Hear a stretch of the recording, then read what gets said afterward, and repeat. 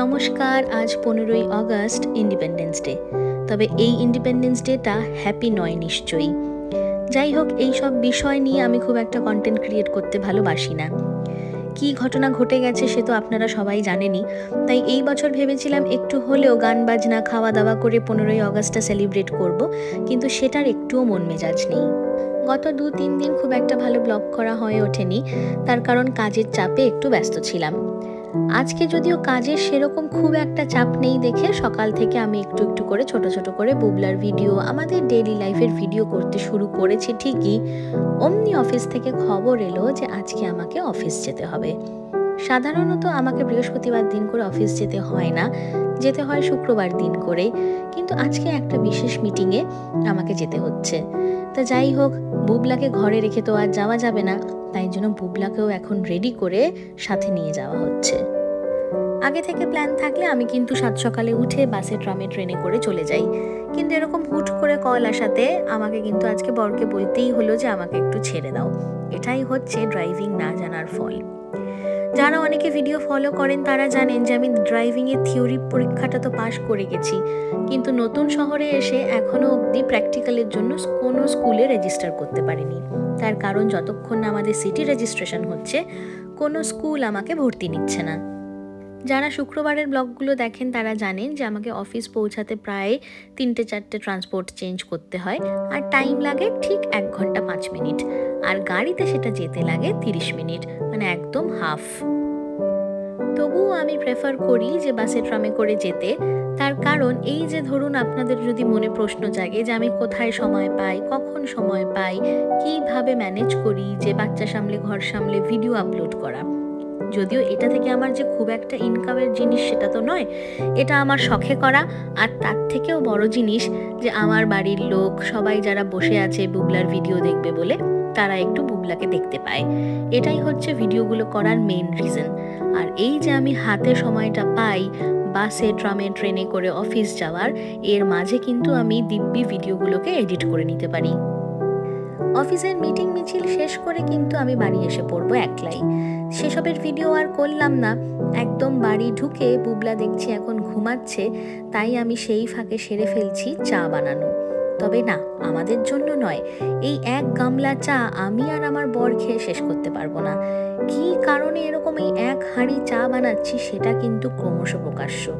তবে এখানে দেখুন, 1 ফ্লাস্ক ভর্তি চা তো হয়েইছে, সাথে এখানে আরও প্রায় 700 ml এর মতন চা রয়েছে। এত চা নিয়ে কী করব নিশ্চয়ই মনে প্রশ্ন জাগছে। তাও আবার এখানে আবার বানাতে বসেছি আমি ভেগান দুধের চা। এই ভেগান দুধটা কি গরুর দুধের নয়, এটা প্লান্ট বেসড যে দুধটা তৈরি হয়, মানে ধরুন ওটস মিল্ক, সোয়া মিল্ক, সেই মিল্কগুলোর কিন্তু এই দুধটা। তো এই দুধের চাটা যে খেতে কীরকম হবে সেটা আমি ঠিক জানি না, তবে চা বানানো এখন হয়ে গেছে, চা ছেঁকে নেওয়ার পালা। এইটা যদিও খুব বেশি অ্যামাউন্টে বানাইনি, তাই জন্য অল্প গ্লাসে করেই এই চাটাকে ছেঁকে নিলাম। এই কাপটা দেখে আশা করি চিনতে পারছেন, নতুন অফিস জয়েন করার সময় যে গুডিসগুলো দিয়েছিল তার মধ্যে কিন্তু এটা ছিল। কাজবাজ সব সেরে একটু ঘর ঝাড়পোছ করছিলাম, আর হঠাৎ চোখে পড়লো এটা, বুবলার ফার্স্ট ছবি। জন্মানোর পর প্রথমবার একটা ছবি হসপিটাল থেকেই তুলে দেয়, সাথে দেয় পায়ের একটা ফুটপ্রিন্ট। আর এখানে দেখুন ওর সব ডিটেলস দেওয়া আছে। এই ছবিটা দেখতে দেখতে ভাবছিলাম যে যাদের কন্যা সন্তান তাদের মাথায় কতটাই না টেনশন। তবে এরকম উক্তি করা উচিত না, কারণ স্বাধীন ভারতে ইকুয়ালিজমের যুগে ছেলে মেয়ে যাই হোক না কেন, তাদের টেনশনটা কিন্তু বাবা মাদের ইকুয়াল হওয়া উচিত। যাই হোক, আমি টপিক থেকে ডেভিয়েট করে যাচ্ছিলাম। আসলে কিছুদিন যাবত এই টপিকটা কিন্তু খুবই ভাবিয়ে তুলছে। আমি একটা ভিডিওতে কিছু টিপস অ্যান্ড ট্রিক্স দেখেছিলাম লাকি ব্যাম্বু প্লান্টের ওপর। আমরা অনেকেই আছি যারা ঘরে কিন্তু লাকি ব্যাম্বু প্লান্ট রাখি, তাই ভাবলাম আপনাদের সাথেও এই জিনিসটা শেয়ার করে দিই।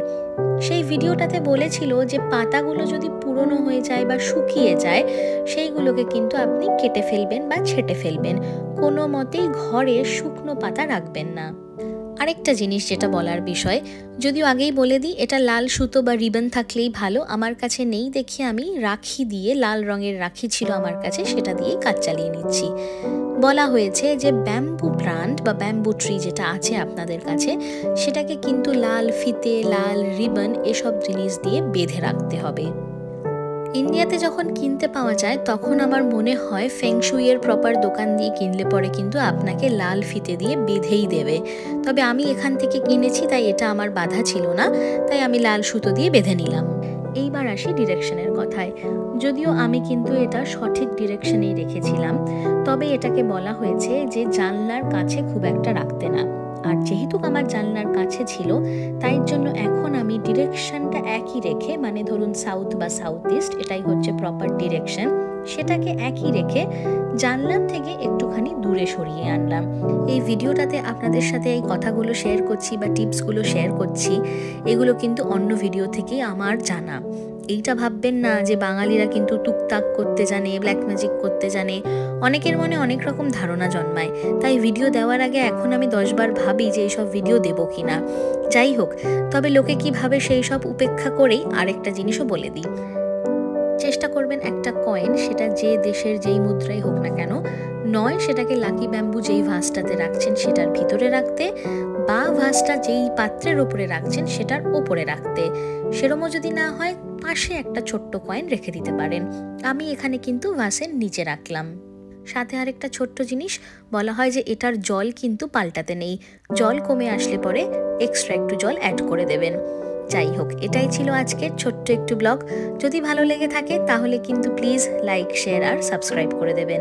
আর ভিডিওটা এন্ড করার আগে আরেকটা জিনিস বলে দিই যে আমি কিন্তু জ্যোতিষীও নই, বাস্তু এক্সপার্টও নই। না তো আমি টুকটাক করতে জানি, না তো ব্ল্যাক ম্যাজিক জানি। এই ভিডিওটা আমি অন্য একটা জায়গায় দেখলাম, তাই ভাবলাম আপনাদের যদি উপকারে লাগে। তাই সকলে ভালো থাকবেন, সুস্থ থাকবেন। আবার দেখা হচ্ছে অন্য আরেকটা ভিডিওতে।